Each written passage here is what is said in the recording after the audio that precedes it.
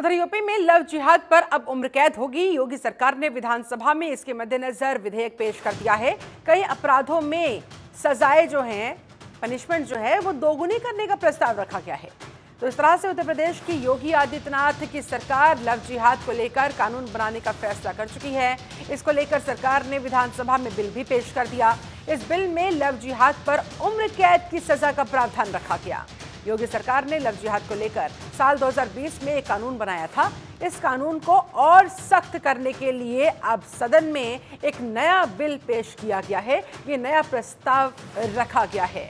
2020 में बने लव जिहाद को लेकर कानून को और सख्त करने की बात इस प्रावधान में कही गई, इस नए बिल में कही गई है।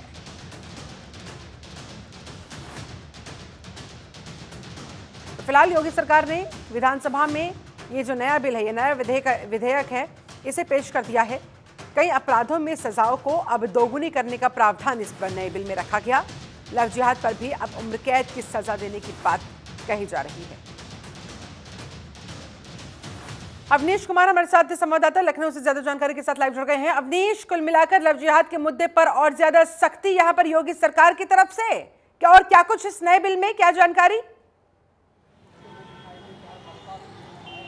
जी बिल्कुल, देखिए उत्तर प्रदेश सरकार का दावा है कि लव जिहाद और जबरन धर्मांतरण के जो मामले हैं वो बढ़ते जा रहे हैं। इनकी कई शिकायतें मिली हैं और ज़रूरी होता है कि इसका जो सज़ा का प्रावधान है उसको और कड़ा किया जाए। यही वजह है कि कल विधानसभा में उत्तर प्रदेश विधि विरुद्ध धर्म संपरिवर्तन प्रतिषेध जो विधेयक है उसको पास किया गया। इसमें साफ है कि जो पहले नियम था कि जुर्माना और 10 साल तक की सजा थी, उसको बढ़ाकर अब आजीवन कारावास की सजा जो है उसका प्रावधान रखा गया है।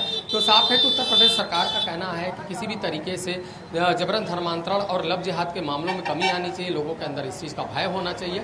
और यही वजह है कि उन्होंने फिर से एक संशोधन जो विधेयक है वह पारित किया है, उसको पास करवाया है। अब उत्तर प्रदेश में यह लागू हो जाएगा और इसमें जुर्माने के साथ ही आजीवन कारावास तक की सजा सुनाई जाएगी। तो महिला हो, अनुसूचित जाति के हो, कोई दिव्यांग हो, कोई विकलांग हो, तो सब उसी को लेकर जो है लगातार शिकायत आ रही थी कि धर्मांतरण के मामले तेज होते जा रहे हैं। इसमें कई शिकायतें मिली, उत्तर प्रदेश के अलग अलग जगहों शिकायत मिल रही थी और यही वजह है कि इस विधेयक को पेश करना पड़ा। जाहिर तौर पर इसके अलावा लव जिहाद के अलावा और कौन से ऐसे कानून है उसमें प्रावधान अब जिसमें सजा को दोगुनी करने की बात कही जा रही है अवनीश?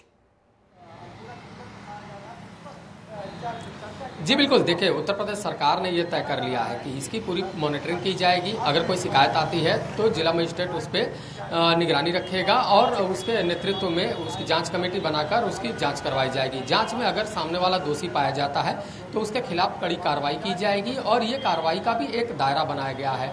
उसमें साफ है कि जो महिला हैं, जो अनुसूचित जाति के हैं, जो दिव्यांग हैं, इन लोगों पर विशेष ध्यान देना होगा, क्योंकि कई बार ऐसे लोग मिलते हैं जो इनको बहला फुसला कर इनका धर्म परिवर्तन करवाते हैं और बाद में इसका खुलासा होता है, उसकी शिकायतें होती हैं कि इस तरीके के मामले कई आ जाते हैं। और इसी पर कुछ दिन पहले हाईकोर्ट ने भी अपनी टिप्पणी की थी। उसी के बाद सरकार ने यह फैसला लिया है कि जो विधेयक है उसको संशोधित किया जाए। योगी सरकार की सख्ती के बाद अपराधों में कितनी कमी देखने को मिलेगी, नजर बनाए रखिएगा। आगे भी आपसे बातचीत जारी रखेंगे अवनीश।